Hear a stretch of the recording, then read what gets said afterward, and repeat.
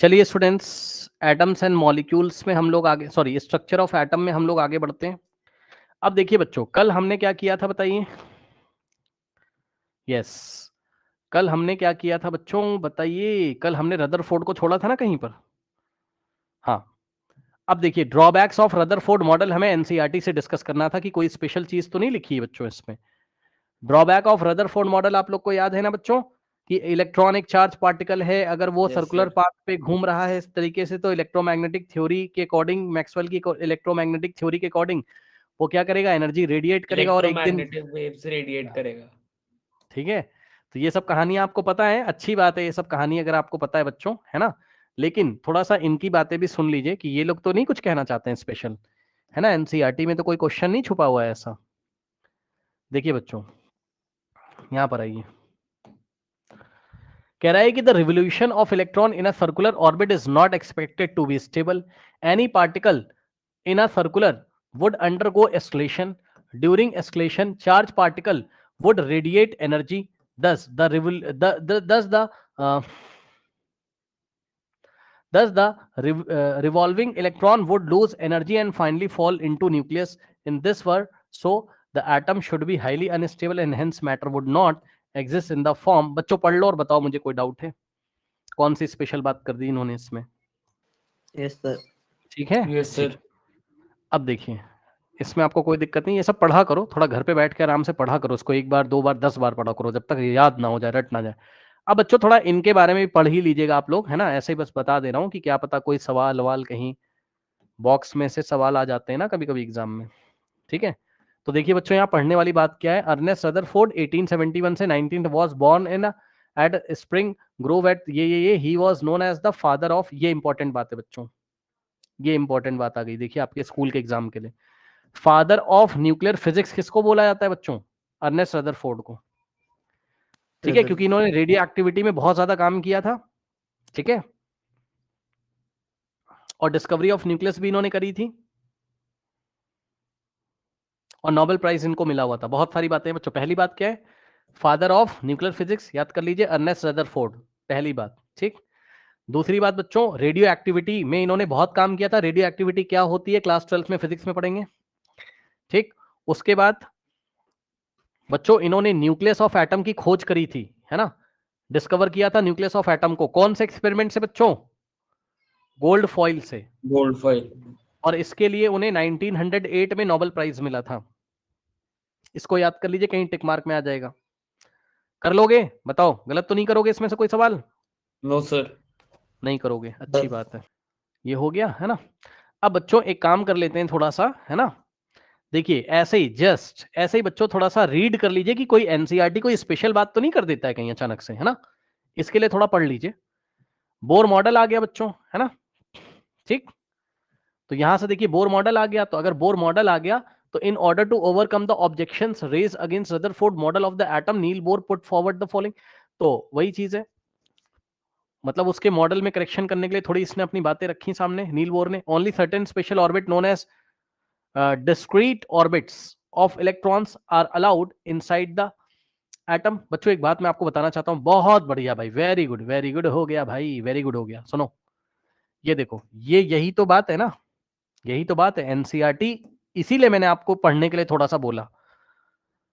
देखो बच्चों, ये जो शब्द यूज किया है बहुत इंपॉर्टेंट शब्द है उसने जो यूज किया है एनसीईआरटी में। बच्चों देखिए, मैं आपको कुछ फील कराना चाहता हूं। फिजिक्स में या केमिस्ट्री में बार बार दो शब्द आएंगे बच्चों, एक होगा डिस्क्रीट और दूसरा होगा कॉन्टिन्यूअस। सुना नहीं सुना? एक होगा डिस्क्रीट और दूसरा होगा कॉन्टिन्यूअस। तो बच्चों इसमें अंतर क्या होता है समझिए जरा। देखिए बच्चों, ये सीढ़ियां हैं आपके घर में, ऐसे सीढ़ियां हैं, बताइए, आपने सीढ़ियां देखी आपके स्कूल में या घर में होंगी। आप जब सीढ़ियों पे यस सर। चढ़ते हो तो कैसे चढ़ते हो बताओ? इस पे रखोगे कदम, फिर अपना नेक्स्ट स्टेप इस पे रखोगे, सही कह रहा हूं कि नहीं बताइए? ठीक, फिर आप इस पे रखोगे। हाँ वो बात भी है, कुछ बच्चे बोलेंगे हम तो 2 स्टेप जंप कर जाएंगे, कर लो, कोई बात नहीं, 2 स्टेप जंप कर लो यार तुम, है ना, कोई दिक्कत नहीं। अच्छा, तो अब बच्चों मान लो कि यहां की एनर्जी कितनी है, जस्ट एग्जांपल दे रहा हूं, 2 जूल, यहां की है 4 जूल, यहां की है 8 जूल, अरे मान लो, और यहाँ की है 10 जूल और यहाँ की है कुछ भी मान लो यार 15 जूल। बच्चे बोलेंगे सर इक्वल गैप चलेगा, ऐसा जरूरी नहीं कि इक्वल गैप चले, मैं तो बस ऐसे ही 2-2 का गैप ले लिया था। अब बच्चों बताओ आप अपने कदम कहां कहां रख सकते हो, जरा बताना। मैं क्वेश्चन पूछूं, यस और नो में जवाब दीजिएगा। सुनिए, क्या आप 2 जूल पे पहुंच सकते हो? बोलो। Yes sir. यस। सर अगला सवाल, अगला क्वेश्चन सुनिएगा, क्या आप 5 जूल पे पहुंच सकते हो? नहीं नो सर। नहीं, बस यही पढ़ना नो है। सर, हाँ 5 जूल है ही नहीं इसमें, मतलब समझो सर यही तो डिस्क्रीट लेवल होते हैं।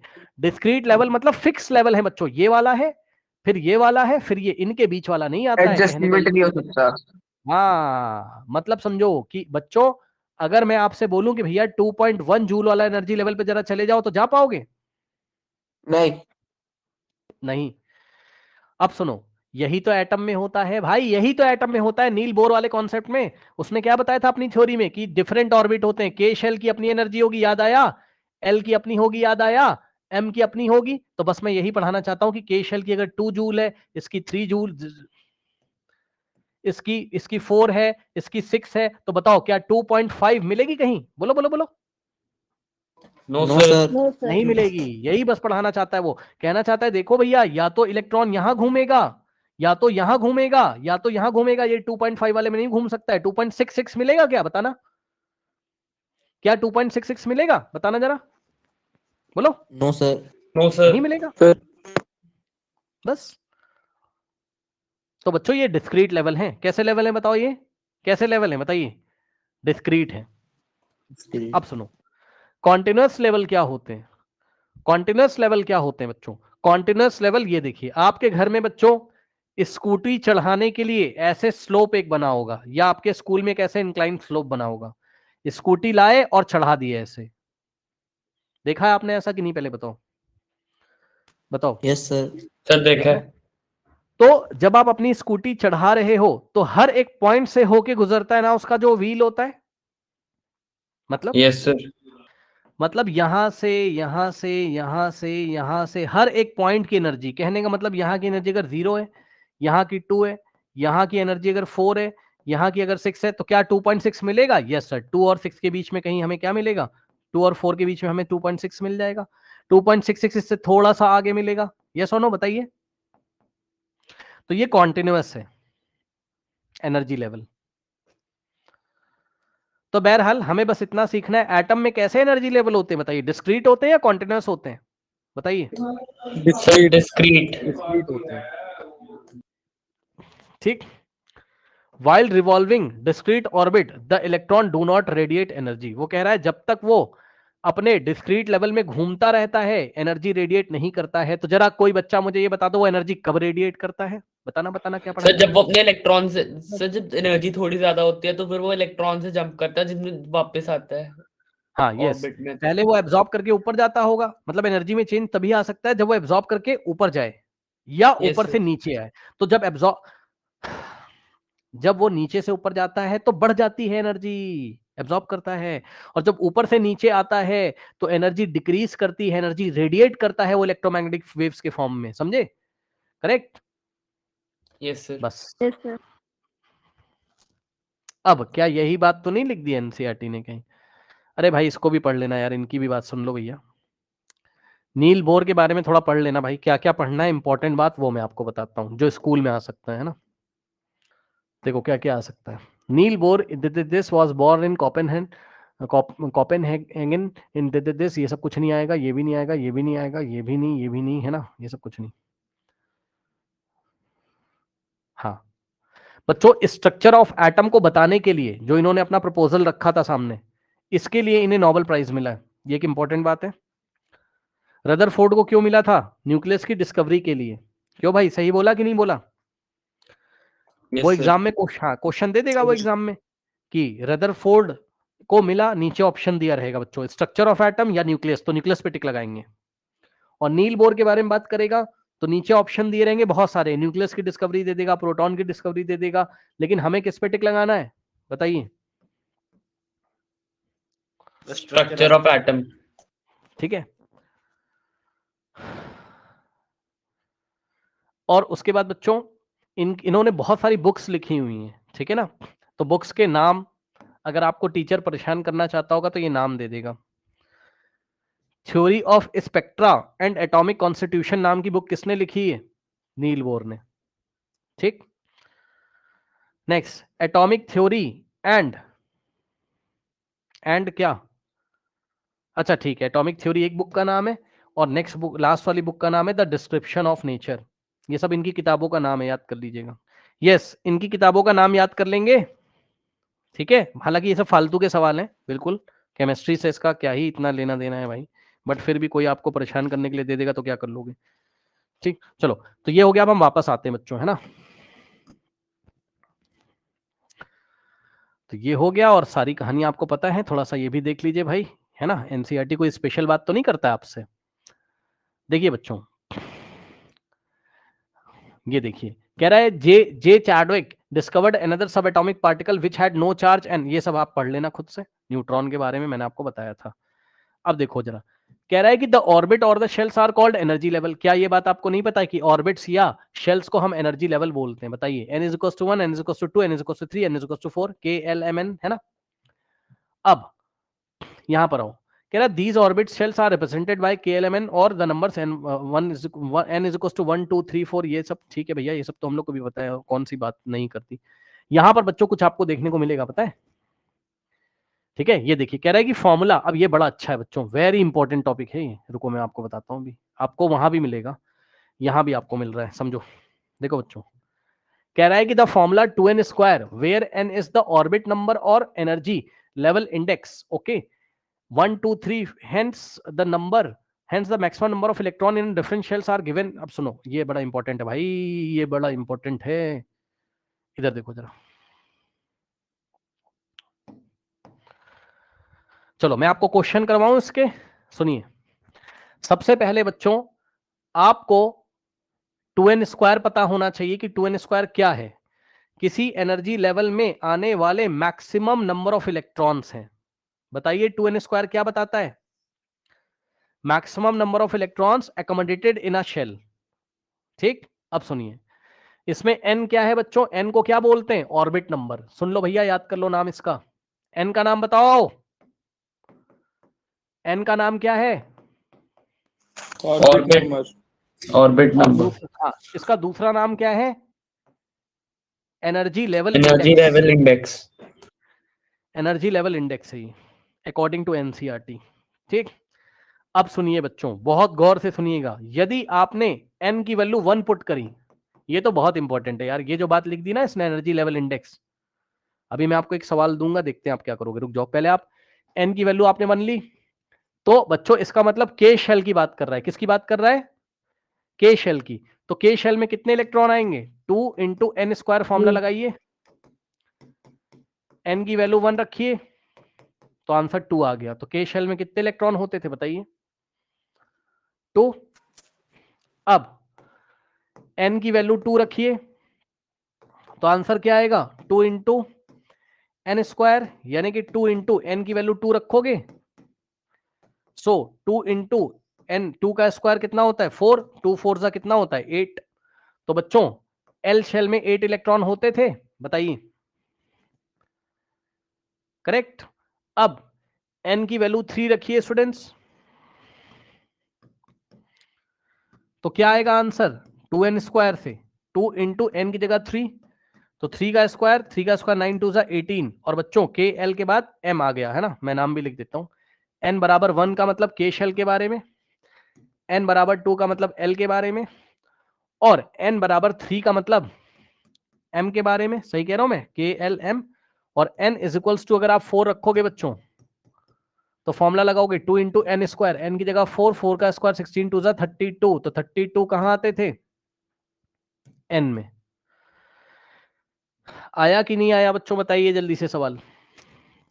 एंड सो ऑन, इसी तरीके से चलता रहेगा। ठीक है, अब मैं आपको क्वेश्चन दूं, चलो क्वेश्चन सुनोगे? क्वेश्चन सुनोगे? सुनो बच्चों, किसी एनर्जी लेवल में या किसी एनर्जी लेवल इंडेक्स में 32 इलेक्ट्रॉन आते हैं, उस एनर्जी लेवल का नंबर बताइए। सर 4। 4 4 4 भाई n इज इक्वल टू 4 हो जाएगा। मैंने क्या बोला आपसे कि टोटल नंबर ऑफ इलेक्ट्रॉन कितने हैं 32 है। अब मैं निकाल के दिखा दूं, देखो बच्चों 2n स्क्वायर की वैल्यू कितनी दे के रखा है 32। 2n स्क्वायर क्या बताता है, total number of electron accommodated in any energy level. 2n square क्या है, total number of electrons which can be accommodated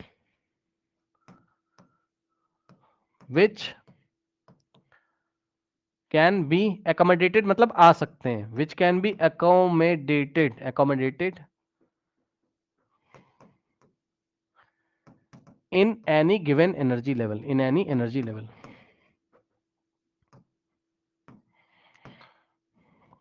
ठीक, तो 2n स्क्वायर की वैल्यू कितनी है 16 है, तो n निकाल लो। 2 जाके उधर डिवाइड लगा देगा तो n square is equal to 32/2 कितना आ जाएगा 16। तो n स्क्वायर कितना आ जाएगा बताइए 16, और n हमेशा पॉजिटिव होता है तो पॉजिटिव स्क्वायर रूट लोगे 16 का तो 4 आ जाएगा। आया कि नहीं आया बताइए, बोलिए। यस आया। सर। अब मैं आपको एक क्वेश्चन दूं, क्वेश्चन सुनिए। क्या किसी एनर्जी लेवल में 42 इलेक्ट्रॉन आ सकते हैं? नहीं, नो सर। उसका उसका जो लास्ट सेल है n, उसका एक इलेक्ट्रॉन अकोमोडेशन से 32 तक है। नहीं नहीं, ऐसा तो नहीं है, यही तो गलत कर गए बाबू।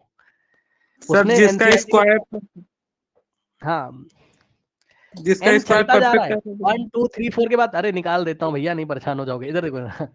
अगर n की वैल्यू 5 रख दोगे तो फिफ्थ शेल में कितने इलेक्ट्रॉन आ जाएंगे? 50। 50 हाँ, समझे? हाँ जी सर। ठीक, हाँ एंड सो ऑन लिखा है उसने, आपने पढ़ा ही नहीं ध्यान से, यही तो सवाल देगा एग्जाम में आपको। n की वैल्यू 6 दे हाँ देगा जी सर। तो कितने इलेक्ट्रॉन आएंगे? 2 इंटू 72 6 का 64 72 ना, अरे 6 का 72 यस सर। 6 इंटू 2। और सुन लो भाई एक बात, केमिस्ट्री की हिस्ट्री पढ़ रहे हो, ठीक, केमिस्ट्री की हिस्ट्री पढ़ रहे हो, ठीक है ना? तो क्या बताओ, केमिस्ट्री की हिस्ट्री पढ़ो तो क्या, तो ये हमेशा वैलिड नहीं होगा, ये भी सुन लेना। अब तक 11th में तुम यही सब लगा रहे हो, घूम जाओगे बेटा, अभी 9th के लिए पढ़ा रहे हैं, ठीक। सर अब सुनो, अब हम तो एग्जाम के सवाल कर रहे हैं बस अभी तो मैंने आपसे सवाल क्या पूछा था बताओ, कि 2n स्क्वायर की वैल्यू उन्होंने कितनी दे दी हमें, मान लो 50 नहीं, रुक जाओ 42 ना, मतलब किसी शेल में क्या 42 इलेक्ट्रॉन आ सकते हैं, ये क्वेश्चन पूछा। सर नहीं आ सकते। सुन लो, n निकाल लो, n निकाल लो, और अगर n एक पॉजिटिव इंटीजर आ रहा हो, इंटीजर नहीं समझता है, 1 2 3 4 5 6 7 8 9 10 ये वाले, तो n अगर इंटीजर आ रहा होगा तभी वैलिड होगा, अदरवाइज वैलिड नहीं होगा, ठीक। तो आइए जरा कैलकुलेट करते हैं। सर n स्क्वायर 21 आएगा। हाँ, n स्क्वायर कितना आ गया 21, 2 जाके तो भैया एक बार बताओ, 21 का स्क्वायर रूट तो निकाल नहीं सकते हो, परफेक्ट स्क्वायर तो है नहीं, छोड़ देंगे। Yes sir. तो हम क्या लिखेंगे कि no there is no shell possible in which 42 electrons can be accommodated, है ना, कोई शेल ऐसी पॉसिबल नहीं जिसमें 42 इलेक्ट्रॉन आ जाए। बताइए कोई समस्या? No sir. No sir. तो अब ऐसे ही कुछ दे दे सवाल, मान लो आपको कि भैया 72 है, अब तो समझ जाओगे, ठीक। तो n square is equals to 36 निकाल लोगे तो Yes, n sir. कितना आ जाएगा, 6 यानी कि कौन से शेल की बात कर रहे हैं, सिक्स्थ शेल की, शेल। है ना, बस। तो ये बात भी आपने कर ही ली, है ना। तो अब देखिए बच्चों, एनसीईआरटी में ये देखते हैं कोई ऐसी वैसी बात तो नहीं कर रहा है हमसे आगे पीछे की। कह रहा है कि the maximum number of electron that can be accommodated in the outer most orbit is 8। Okay, 1 second. The maximum number of electrons that can be accommodated in the outer most orbit is 8। देखा, ये एक नई चीज मिली तुम्हें NCERT में कि नहीं, बताओ बताओ। हाँ, वो कह रहा आउटर मोस्ट शेल में 8 इलेक्ट्रॉन ही आ सकते हैं, 8 से ज्यादा नहीं आ सकते। 2 8 8 18 भले आपको बोला गया हो 6 2 8 18, लेकिन आपने देखा आज तक हमने 8 से ज्यादा नहीं डाले कभी भी, जैसे ही 9th वाला आता था हम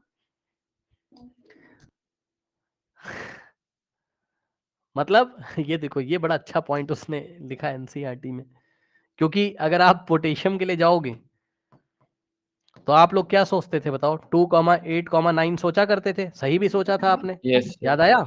लेकिन उन्होंने क्या लिखा सर बताइए बोर वाले मॉडल में कि the maximum number of electron that can be accommodated in the outer most orbit. Outer most orbit तो यही वाला है ना इस टाइम, 8 तो 9 हो नहीं सकता। अब आप समझ यस जाओगे तो 9 अगर नहीं हो सकता तो 2,8,8 करके 1 बाहर डालना पड़ेगा।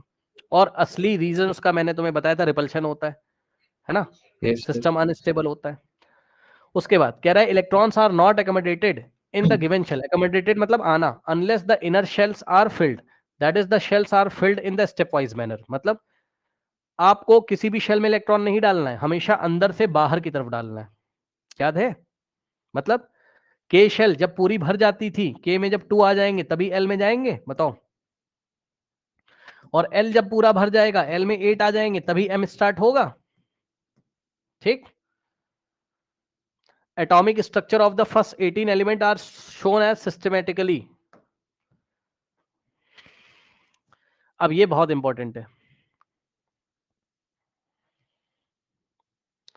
और आपको कोई डाउट होगा नहीं, कोई डाउट नहीं होगा आपको। क्यों? हाइड्रोजन के शेल में 1 इलेक्ट्रॉन, बताइए कोई दिक्कत? Electronic configuration 1। फिर हाइड्रोजन के बाद हीलियम, हीलियम के बच्चों आउटर मोस्ट में 2 इलेक्ट्रॉन, तो इलेक्ट्रॉनिक कन्फिग्रेशन 2। ये देखिए 2 डॉट दिखा दिया, बोलो। हाँ, उसके बाद बच्चों, और पता है अगर आपको याद हो तो मैंने जो एटम एंड मॉलिक्यूल में क्लास ली थी वो ऐसे ही ली थी, अगर आपको याद हो। हाइड्रोजन का एटॉमिक नंबर 1 याद आया? यस सर याद आ गया हीलियम का एटॉमिक नंबर 2 याद आया?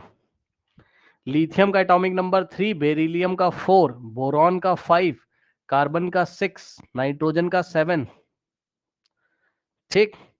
ऑक्सीजन का 8, फ्लोरीन का 9, नियॉन का 10 और सोडियम का 11,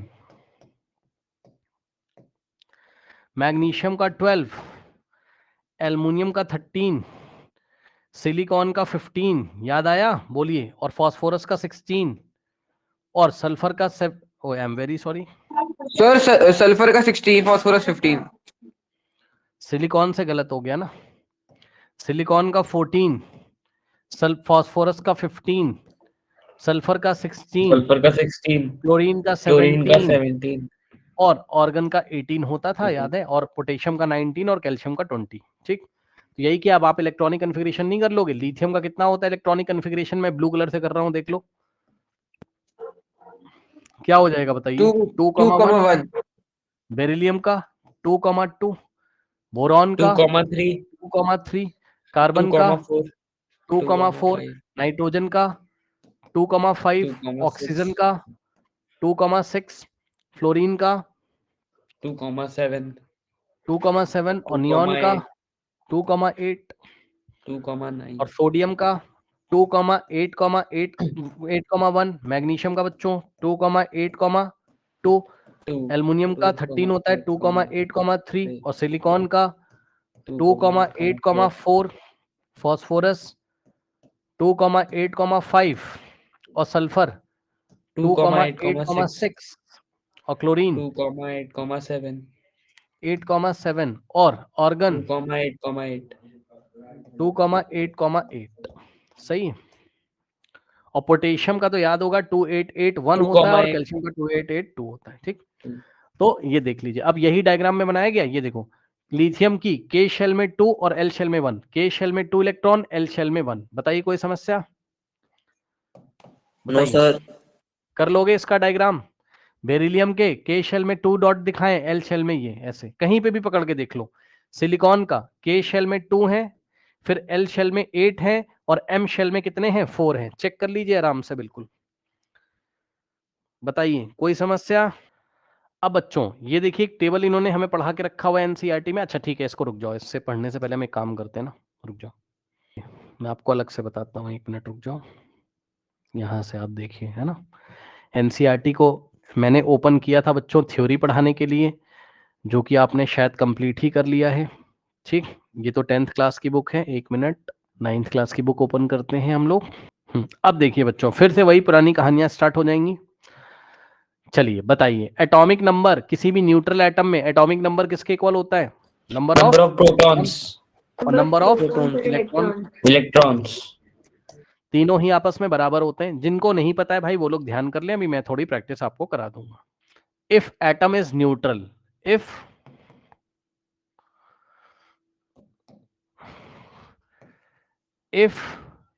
एटम इज न्यूट्रल, अगर एटम न्यूट्रल है, कोई चार्ज नहीं है, जो कि आपको पता है एटम पे कोई चार्ज नहीं होता है, तो बच्चों atomic number of the element जो होता है वही क्या होता है? नंबर ऑफ प्रोटॉन, और वही किसके इक्वल होता है? Number of number of electrons. Electrons के। ठीक, जिनको नहीं पता है उनके लिए बस बता रहा हूं। जैसे बच्चों कोई सिंबल है इस तरीके से, है ना, ये देखिए, मान लीजिए कि आपके पास कोई सिंबल है, जैसे सोडियम एक एलिमेंट है, सोडियम का एटम का सिंबल है, नीचे 11 लिखा हुआ है, ऊपर 23 लिखा हुआ है। ठीक है, सुन लीजिए ध्यान से, जिनको नहीं पता। तो ये ऊपर वाला जो नंबर होता है इसको बोलते हैं मास नंबर। क्या बोलते हैं इसको? इसको क्या बोलते हैं बताइए? Mass number. Mass number. ठीक, और मास नंबर किसके इक्वल होता है? ध्यान से सुनिएगा, मास नंबर, NO का मतलब number, is equals to number of proton plus number of neutron. ठीक, हाँ जी।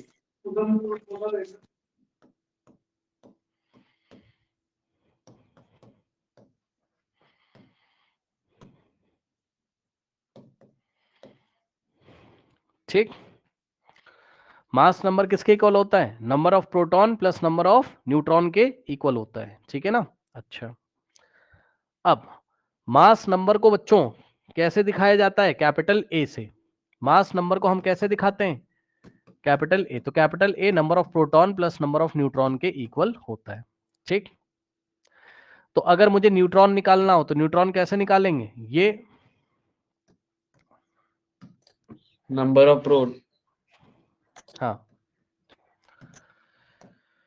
अगर मुझे न्यूट्रॉन निकालना है तो प्रोटॉन यहां से माइनस कर देंगे, यानी कि नंबर ऑफ न्यूट्रॉन कैसे निकलेगा? मास नंबर माइनस प्रोटॉन से। चेक कर लीजिए, सही है। नंबर ऑफ न्यूट्रॉन कैसे निकलेगा? Mass number minus mass number minus proton से। ठीक, जैसे कि यहां पर मास नंबर कितना दिया हुआ है, यानी कि ए का वैल्यू कितना दिया हुआ है? 23। तो अगर मुझे न्यूट्रॉन निकालना हो, और एक चीज और, नीचे जो लिखा रहता है ये वाला नंबर, ये होता है क्या? Z। Z का मतलब एटॉमिक नंबर। Z का मतलब क्या होता है?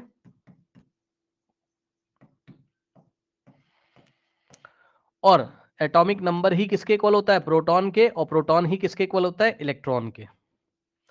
If atom is neutral.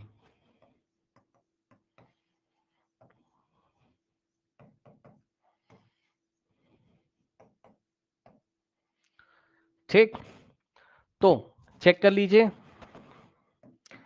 अगर आपको न्यूट्रॉन निकालने हैं तो आपको ऊपर वाले में से नीचे वाले को माइनस करना मैंने सिखाया है। क्यों? A minus P. ए का मतलब मास नंबर, पी का मतलब प्रोटॉन। ठीक, तो न्यूट्रॉन कैसे निकलते हैं? ए माइनस पी से, यानी कि ए का मतलब मास नंबर और पी का मतलब प्रोटॉन। तो न्यूट्रॉन कितने आ जाएंगे बताइए? 12। कोई डाउट है बताइए? कोई डाउट है बताइए? सर। नहीं। अब यहां पर ये जो ऊपर नंबर लिखा रहता है, ठीक है ना, ये जो ऊपर नंबर लिखा रहता है स्टूडेंट्स, ठीक, तो ये जो नंबर है आपका, इस नंबर में अगर U लगा दोगे तो ये एटॉमिक मास बन जाता है। मतलब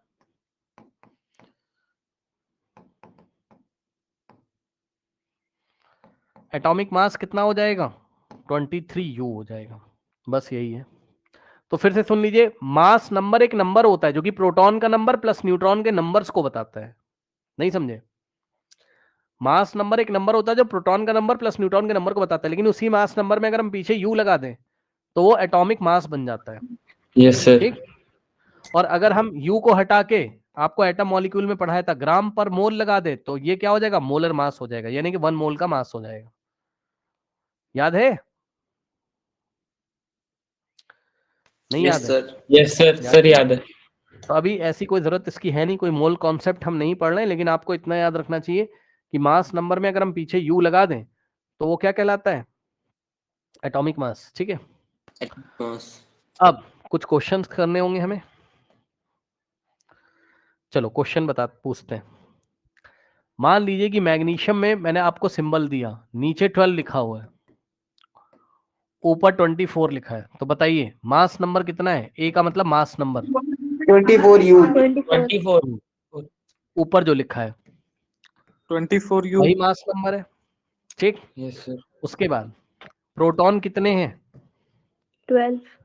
सर प्रोटॉन 12। एटॉमिक नंबर कितना है? एटॉमिक नंबर का मतलब Z, Z का मतलब एटॉमिक नंबर कितना है? 12, क्योंकि जो नीचे लिखा रहता है यही प्रोटॉन होता है, यही Z होता है और यही इलेक्ट्रॉन होता है, और जो ऊपर लिखा रहता है वो मास नंबर होता है। और न्यूट्रॉन यदि निकालने हो तो ऊपर 24 वाला माइनस नंबर 12 माइनस, एटॉमिक हाँ, नंबर माइनस 12। ऊपर वाला नंबर माइनस नीचे वाला number, mass number minus atomic number. Mass number minus 12। Atomic number कितना आ जाएगा? 12 न्यूट्रॉन्स। 12 न्यूट्रॉन्स। समझ गए? बताइए, यस सर। Yes sir. कोई डाउट? नहीं।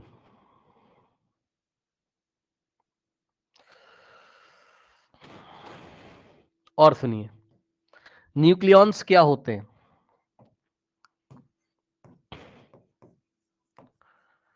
न्यूक्लियॉन्स क्या होते हैं? Number of proton plus number of neutron he nucleons होते हैं। ठीक है, मतलब कभी भी अगर आपको न्यूक्लियॉन्स बोले कि कितने न्यूक्लियॉन्स हैं, तो जितने प्रोटॉन हैं और जितने न्यूट्रॉन्स हैं दोनों को ऐड कर लेना। ठीक, न्यूक्लियॉन्स पूछेगा तो क्या बताओगे? Number of proton plus number of neutron. Number of protons plus plus number of neutrons. Neutrons. एक क्वेश्चन मैं अपने मन से ऐसे ही बेवजह बना के दे रहा हूं, आप समझ जाना। बच्चों ये कोई एटम है और एटम का ये न्यूक्लियस है। अरे होगा भाई, क्या करना तुम्हें, है ना? तुम बस मुझे इतना बताओ कि इसमें अगर प्रोटॉन मैंने दे दिए 12 और न्यूट्रॉन अगर मैंने दे दिए इसमें 13, तो बताइए नंबर ऑफ न्यूक्लियॉन्स कितने होंगे? 25। हाँ, प्रोटॉन प्लस न्यूट्रॉन कर दीजिए, प्रोटॉन का नंबर और प्लस न्यूट्रॉन का, 25 न्यूक्लियॉन्स हैं इसमें बस। ठीक, करेक्ट। अब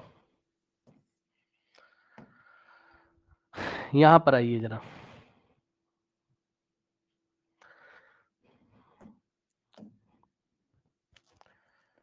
देखिए बच्चों, यहां पर क्वेश्चन पढ़ते हैं। Calculate the atomic number whose atomic nucleus has mass number 23। बच्चों ठीक, तो मास नंबर कितना दिया हुआ है? 23। ठीक, एंड न्यूट्रॉन नंबर कितना दिया हुआ है? न्यूट्रॉन्स कितने?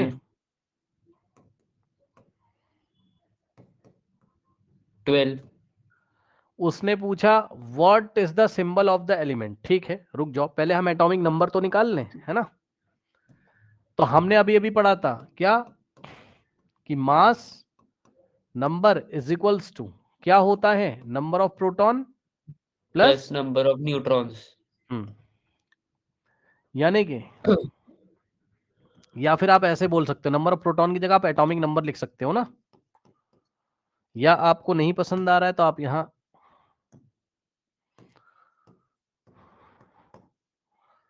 Protons plus neutron. 11। अब मास नंबर की जगह 23 रखा, यहाँ पे left hand side mass number की जगह 23 और प्रोटॉन की जगह हम कितना रखेंगे? कुछ नहीं, हमें निकालना है प्रोटॉन। प्रोटॉन क्यों निकालना है सर? प्रोटॉन इसलिए निकालना है, अभी पता चलेगा, रुक जाओ। न्यूट्रॉन कितना है? 12। तो ये वाला 12 इधर आके माइनस हो जाएगा, तो sir 11 23 minus 12 is equals to protons.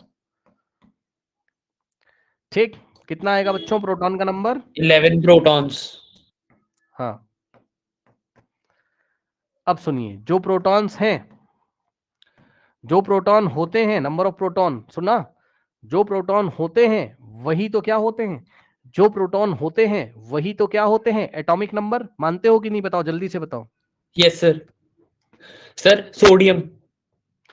तो एटॉमिक नंबर पता चल गया 11 सोडियम। किसका होता है, एटॉमिक नंबर 11 सोडियम, बताइए। सोडियम। सोडियम का। सोडियम।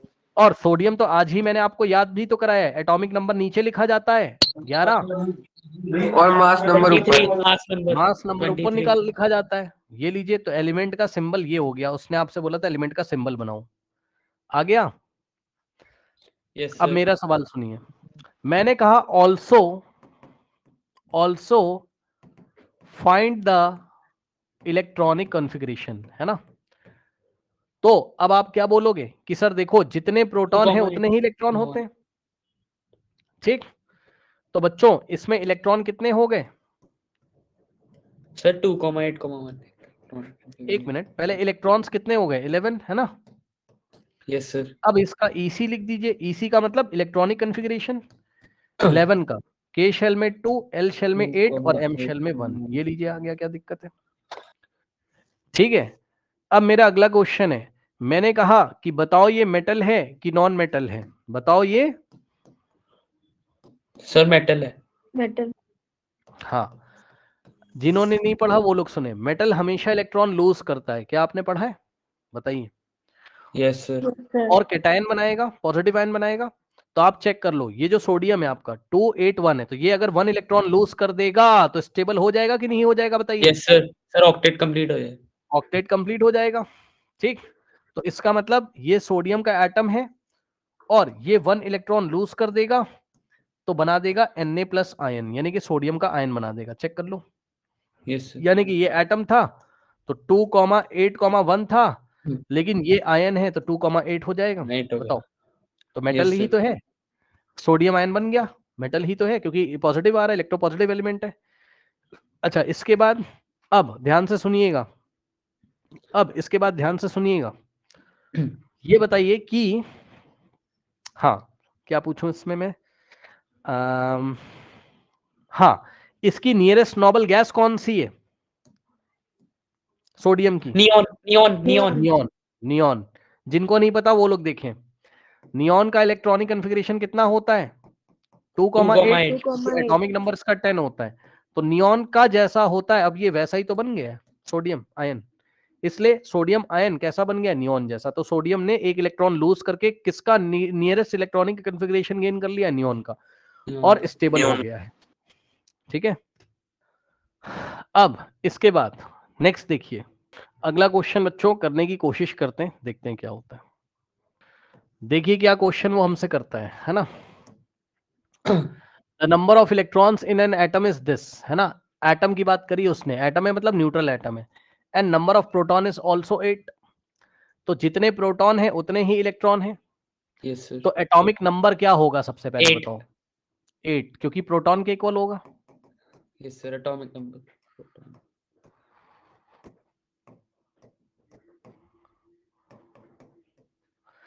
तो एटॉमिक नंबर को Z से दिखाते हो तो Z की वैल्यू 8 आ गई। Part 2, what is the charge on the atom? Atom पे न्यूट्रल। चार्ज न्यूट्रल, क्यों? न्यूट्रल, नो चार्ज, क्योंकि 8 प्लस का इलेक्ट्रॉन क्योंकि 8 प्रोटॉन और प्रोटॉन इलेक्ट्रॉन सेम है। कैंसिल हो जाएगा।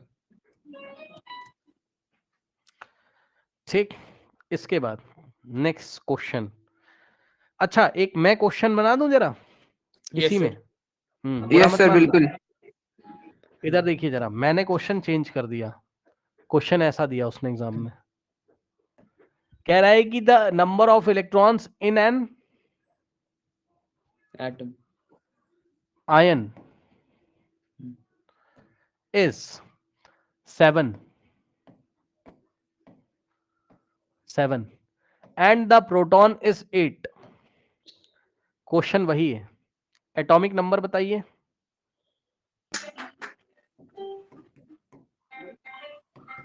एटॉमिक नंबर तो 80 रहेगा। हाँ एटॉमिक नंबर, हाँ भाई एटॉमिक नंबर तो प्रोटॉन के इक्वल होता है ना भाई, नहीं समझे? Atomic number is equals to number of proton number of होता है ना, प्रोटॉन्स। ये सुनो। सर इसलिए 8 रहेगा।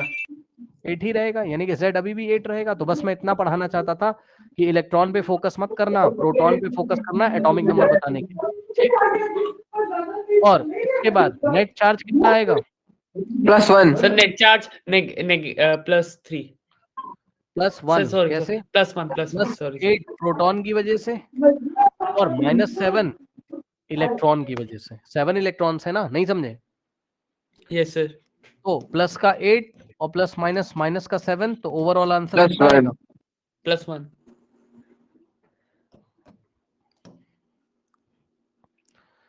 ठीक, करेक्ट। बताइए कोई डाउट है? No sir. और क्या बताना था इसमें? हाँ, अब मान लो आपको कहता कि बताओ कौन सा एलिमेंट है, एलिमेंट पहचानो ये। Yes sir. ऑक्सीजन। नहीं ऑक्सीजन। समझे? ऑक्सीजन। Yes sir. क्योंकि ऑक्सीजन का एटॉमिक नंबर 8 होता है तो ऑक्सीजन है, लेकिन इस बार उसने 1 इलेक्ट्रॉन लूज कर दिया। वैसे तो ऑक्सीजन 1 इलेक्ट्रॉन लूज नहीं करता, बट फिर भी ये हाइपोथेटिकल कंडीशन है, तो +1 चार्ज आ हाँ जाएगा। जी यस सर, क्योंकि जो इनिशियल मतलब जो ओरिजिनल होता है वो 2- चार्ज होता है।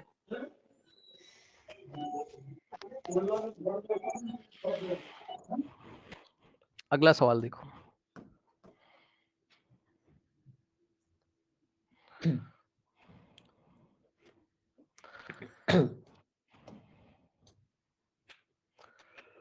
अब देखिए बच्चों, एटॉमिक मास कितना दिया हुआ है? 4U। और अभी अभी मैंने बताया था कि न्यूमेरिकली जितना एटॉमिक मास होता है उतना ही मास नंबर होता है। नहीं सुना? क्यों भाई? न्यूमेरिकली जितना एटॉमिक मास होता है उतना ही मास नंबर होता है। बोलिए यस और no. Yes sir. Yes sir. तो जितना एटॉमिक मास होता है उतना ही मास नंबर होता है। बोलो। Yes sir. ठीक, तो atomic mass is equal to mass number. तो बच्चों क्या अब आपको एटॉमिक मास अगर उसने दिया है कितना 4, यू लगा लिखा था उसने, यू जानबूझ के लिखा था ना, भूल गए हो क्या भाई? अरे मास नंबर में यू लगा दोगे तो एटॉमिक मास बन जाएगा। बताओ यस सर। सही है? Yes sir. तो उसने आपको एटॉमिक मास दे दिया भाई, तुम यू हटा दो दोबारा तो मास नंबर नहीं बन जाएगा। बताओ। Yes sir. तो मास नंबर बस एक नंबर होता है, उसकी कोई यूनिट नहीं होती है। ठीक, तो मास नंबर 4 मिल गया। अब उसने क्या कहा कि 2 प्रोटॉन है। कितने प्रोटॉन है? 2। 2 है। ठीक, तो पहले तो ये बताओ अगर प्रोटॉन ठीक है 2 है तो उसने बोला कि हाउ मेनी न्यूट्रॉन्स, न्यूट्रॉन निकालना है। तो 2। हमें पता है 4 mass number - 2। Is equals to yes proton sir. Plus neutron. तो मास नंबर की यस जगह हमने क्या रखा 4 इज इक्वल्स टू प्रोटॉन है 2 और प्लस न्यूट्रॉन। तो 2 आके इधर माइनस करेगा, 4 - 2, तो न्यूट्रॉन कितने आ 2 जाएंगे? 2। न्यूट्रॉन्स। बताइए। Yes sir. अब बताइए ये एलिमेंट कौन है? तो देखेंगे किसके, हम प्रोटॉन को, वही Z होता है, वही एटॉमिक नंबर। एटॉमिक नंबर 2 किसका होता है बताइए? हीलियम। हीलियम का। हीलियम। तो हीलियम अब सिंबल बनाइए जरा। हीलियम, नीचे एटॉमिक नंबर लिखा और ऊपर मास 2। नंबर लिखा। ये सिंबल 2 बन गया एलिमेंट 4। का। बताइए। Yes sir. Yes sir. तो ये बात है। सर लिथियम का 7 होता है ना एटॉमिक मास। हाँ, हाँ जी, थैंक यू सर। कोई डाउट है तो बताइए बच्चों। नहीं सर, कोई डाउट नहीं है। Arrangement of electrons in the atom है ना, जो कि आप पढ़ चुके हो। 2, यस सर। 8, अरेंजमेंट का मतलब है इलेक्ट्रॉन के अरेंजमेंट को ही हम इलेक्ट्रॉनिक कन्फिग्रेशन बोलते हैं। नहीं समझे? एटम के अंदर इलेक्ट्रॉन किस हिसाब से अरेंज है उसको ही हम क्या बोलते हैं? Electronic configuration. ठीक, अच्छा ये जो अभी आपने पढ़ा था इसको बोर-बरी रूल बोलते हैं। क्या बोलते हैं? बोर-बरी रूल। 2n² वाला जो आपने पढ़ा था यस सर। कॉन्सेप्ट, उसको बोर-बरी बोलते हैं। ऐसा बोल रहे हैं, बोर एंड बरी दो लोगों ने मिलकर दिया होगा, इसलिए इसको बोर-बरी स्कीम बोलते हैं। Yes sir. ठीक है, कि हर एक मतलब किसी शेल में मैक्सिमम नंबर ऑफ इलेक्ट्रॉन कितने आ सकते हैं? 2n²। इस स्कीम को हम क्या बोलते हैं? बोर-बरी स्कीम। बस एक नई बहुत चीज बड़ी थी, सुन लो स्कीम। भाई, और क्या नाम है बस। ठीक, निकालना मैंने सिखाया आपको, n की वैल्यू बदलते जाओ और आता जाएगा आपका। क्वेश्चन क्या है? Right the electronic configuration of the element X has atomic number 12। क्या लिखोगे बताओ? 2,8,2। डायग्राम बना लोगे? अच्छा, जब आप पहचान Yes, ही गए हो, अब एलिमेंट उन्होंने बोला है तो ऑब्वियसली न्यूट्रल मानेंगे। एटॉमिक नंबर 12 दिया हुआ है तो बताओ कौन है वो? मैग्नीशियम है। Yes sir, magnesium। नीचे 12 होता है, मैग्नीशियम का मास नंबर होता है 24, 24। याद कर लीजिए। Yes sir। तो बताओ प्रोटॉन कितने? Sir 12। 12। न्यूट्रॉन कितने? 24 माइनस 12, 12। 12। और इलेक्ट्रॉन कितने? 12। 12। इलेक्ट्रॉनिक कॉन्फ़िगरेशन 2,8,2, के शेल में 2, एल शेल में 8, एम शेल में 2। चेक कर लो। Yes sir। सबसे पहले इसका न्यूक्लियस बनाओ। न्यूक्लियस में कितने प्रोटॉन दिखाओगे? 12। और प्रोटॉन पे P 12। प्लस होता है, प्लस, इसलिए प्लस दिखा दिया, 12 प्लस। ठीक। न्यूट्रॉन 12 है तो न्यूट्रॉन कितने दिखा दिए? कहाँ गया भाई? 12। न्यूट्रॉन 12 दिखा दिया। और इलेक्ट्रॉन को तो बच्चों इलेक्ट्रॉनिक 12। कॉन्फ़िगरेशन से दिखाओगे, है ना? के शेल में 2 इलेक्ट्रॉन, एल शेल में कितने? 8, और एम शेल में कितने? 2। 2। अब आप देखो क्या ये डायग्राम बना पाओगे? बताओ। के लिखा है और 2 का मतलब 2 इलेक्ट्रॉन, एल लिखा है मतलब एल शेल, 8 का मतलब 8 इलेक्ट्रॉन, एम शेल मतलब एम और 2 का मतलब 2 इलेक्ट्रॉन। बताइए, ये डायग्राम एग्जाम में बनाने के लिए आएगा, इसलिए कह रहा हूं कि बना लोगे। सब Yes, बना sir. लेंगे। Cool. अरे वो वाला, ये आर्ट वाला डायग्राम नहीं है, न्यूमेरिकल सब सही होना चाहिए। वैल्यू वगैरह गलत हो गया तो 0 नंबर मिलेगा। हो Yes। जाएगा? सर हो जाएगा। Yes, sir. हो जाएगा। ठीक, बहुत आसान है, इसको मैं नहीं पढ़ा रहा हूँ। कार्बन का इलेक्ट्रॉनिक कॉन्फ़िगरेशन करवा रहे हैं, 2,4 खत्म। Yes sir। ठीक, Yes ओके। sir। अच्छा, वैलेंस शेल कौन सी शेल होती है? सबसे बाहर वाली शेल वैलेंस हाँ। शेल होती है, सही बात है कि नहीं? बताइए। Yes sir। Yes sir। Outer most shell ही वैलेंस शेल होती है। तो जरा देख के बताइए जरा, इसके वैलेंस शेल में कितने इलेक्ट्रॉन है? 4. सर 4 4 4 4। ठीक। Next question number 3। सोडियम का एटॉमिक नंबर 11। अब ये मैं नहीं करा रहा हूँ, 2,8,1 ही होगा इलेक्ट्रॉनिक Yes sir। कॉन्फ़िगरेशन। और वैलेंस शेल कौन सी शेल है इसकी? M shell. भाई M सबसे shell। बाहर वाली शेल इसमें कौन 1 सी? है। M shell. और एम शेल में 1 इलेक्ट्रॉन। बताइए, कोई doubt Yes sir। No sir। है ना? अगला क्वेश्चन देखते हैं। अब देखिए, नेक्स्ट क्वेश्चन बच्चों, आपको इन्होंने जो दिया है, बहुत खास क्वेश्चन तो है नहीं, बट आप देख लो। कहाँ गया भाई?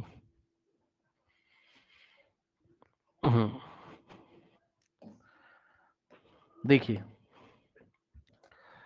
उसने आपसे ये बोला बच्चों कि what would be the electronic configuration of positively charge sodium ion, यानी कि Na+ का इलेक्ट्रॉनिक कॉन्फ़िगरेशन चाहता है वो। तो बहुत आसान है। 2,8. हाँ, बहुत आसान है Yes sir। बच्चों। सोडियम का कितना होता था? 2,8,1। 2,8,1। क्योंकि सोडियम में कितने इलेक्ट्रॉन होते थे? 11। 8 + 2 10 + 1 11। ठीक, तो एक इलेक्ट्रॉन चला जाएगा तभी तो एक पॉजिटिव आएगा। Yes sir। तो अब इसका इलेक्ट्रॉनिक कॉन्फ़िगरेशन 2,8 होगा, तो ये सोडियम आयन का इलेक्ट्रॉनिक कॉन्फ़िगरेशन है, खत्म। ठीक। What would be its atomic number? तो भैया एटॉमिक नंबर नहीं चेंज होता है। क्यों? मैंने सही कह दिया? बताइए, Yes Yes. sir। सर सही है। मतलब समझो। हाँ, एटॉमिक नंबर नहीं चेंज होता है। एटॉमिक नंबर 11 है। सोडियम का एलिमेंट है, सोडियम के एटम का एटॉमिक नंबर बताना था बस, वो 11 ही होगा। ठीक। अब अगला सवाल क्या बेवकूफी वाले सवाल है, इधर देखो जरा। उसने क्या बोला? कोई ऐसा खास सवाल तो है नहीं। उसने बोला आपसे, कह रहा है explain why sodium ion has completely filled K and L shells. Sodium ion की के शेल और एल शेल क्यों फिल रहती है? तो पूरी कहानी समझाओगे आप क्या? बताइए कि सोडियम आयन में कितने इलेक्ट्रॉन बचते हैं अब? 10, है ना? Yes नहीं sir। समझे भाई? ये सोडियम का एटम है ना। सोडियम के एटम में कितने इलेक्ट्रॉन थे बताओ? 11। 11 थे। लेकिन सोडियम के आयन में एक इलेक्ट्रॉन निकल गया तो कितने इलेक्ट्रॉन बचे? 10। 10। तो आपको लिखना पड़ेगा एग्जाम में कि सोडियम आयन के पास 10 इलेक्ट्रॉन होते हैं। अब 10 इलेक्ट्रॉन को कैसे फिल करोगे बताओ? के शेल में कितने जाएंगे? 2। 2। और एल शेल में कितने जाएंगे? 8। 8। बस खत्म। अब आप ये Yes आंसर sir। पढ़ लीजिए। तो के शेल भी इसी तरीके से फुल फिल हो गई। मतलब फिल्ड हो गई, क्योंकि के शेल में मैक्सिमम कितने आते हैं 2 और एल शेल में मैक्सिमम 8 आ सकते हैं, तो एल शेल भी फिल हो गई कि नहीं हो गई बताइए। सर हो गई। तो ये बात आपको लिखनी पड़ेगी एग्जाम में कि मैक्सिमम कैपेसिटी ऑफ के एन एल शेल इज कितनी होती है मैक्सिमम कैपेसिटी दोनों की मिलकर 10। क्यों? क्योंकि के में 2 और एल में 8 होता है, 2 + 8 दोनों की मिलकर मैक्सिमम कैपेसिटी 10 और 10 इलेक्ट्रॉन भर जाएंगे इसमें दोनों मिलाकर। के में 2 जाएगा और एल में 8। अब अगला सवाल देखो, उसने बोला if both K shell and L shell of an atom are full, K shell भी फुल है तो इसका मतलब भाई क्या पहले के शेल फुल हो गई होगी, तो बताओ के शेल में कितने इलेक्ट्रॉन आए होंगे बताओ। 2 2 तो और एल शेल भी भर गई, मैं नहीं कह रहा हूं ये लोग कह रहे हैं, तो एल शेल भी फिल हो गई, तो एल शेल में मैक्सिमम कितने आते हैं बताइए। 8 8 दोनों को ऐड करोगे तो टोटल इलेक्ट्रॉन कितने 10 10 10। ठीक, तो वही उसने पूछा था what is the total number of electron, तो टोटल नंबर ऑफ इलेक्ट्रॉन और किसमें पूछ रहा है वो एटम में, तो यानी कि न्यूट्रल है, तो जितने इलेक्ट्रॉन है उतने ही प्रोटॉन होंगे। बोलो, यस यस यानी कि नियॉन की बात कर रहा है, नियॉन की बात कर रहा है। नियॉन का एटॉमिक नंबर क्या होता है 10। यस और नो बताइए। अब ये देखिए बच्चों, एक क्वेश्चन इसने आपसे पूछा, देखिए an element has 2 electron in the M shell. सुनो बच्चों, इसका मतलब के शेल, इसका मतलब के शेल और एल शेल भर चुके होंगे, मानते हो कि नहीं बताओ। फुल हो गए हाँ, क्योंकि पहले अंदर वाले फिल हो जाते तभी तो बाहर वाला। आप सुन लो भाई ध्यान से, एम में उसने 2 इलेक्ट्रॉन दे दिए, कोई बात नहीं, पर अंदर वाला तो भर चुका होगा, तो अंदर वाला आप अपने मन से कंप्लीट करोगे। बताओ के में कितने फिल करें, बोलो 2 और 2 एल में कितने फिल करोगे, एल में 8 8। अब काउंट कर लीजिए 2 8 2, टोटल आंसर कितना आ गया 12। 12 और उसने बोला है कि अच्छा उसने आयन वायन तो बोला नहीं, इसका मतलब एटम की बात कर रहा है, तो एटॉमिक नंबर बताइए कितना आ जाएगा इसका। अरे 12 टोटल इलेक्ट्रॉन इतने हो गए यार, और न्यूट्रल है वो, 12 12 12 तो प्रोटॉन भी 12 हो गए, तो एटॉमिक नंबर कितना हो गया 12। 12 12 तो कौन सा एलिमेंट है नाम बताओ। Magnesium magnesium. मैग्नीशियम।